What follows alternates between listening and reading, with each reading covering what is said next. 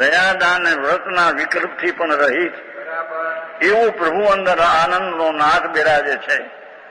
એવા સ્વરૂપને બતાવનારા ગુરુના અનુભવપૂર્વક નીકળેલા વચનો રામ બાણ જેવા છે, જેનાથી મોહ ભાગી જાય. શુદ્ધ આનંદનો નાથ એને બતાવે અને જો એની નજર ત્યાં જાય મોહનો નાશ થાય. ભ્રમણા અને મિથ્યા જે ભ્રમ છે તેનો નાશ થઈ જાય.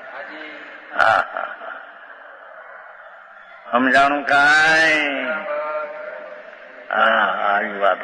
ડોલે સનાદીથી બાપુ એ વિકાર પુણ્ય પાપમાં એ કરી શકે, પરનું કઈ કરી શકતો નથી. એક પાંદડું પણ ફેરવી શકે નહીં આત્મા.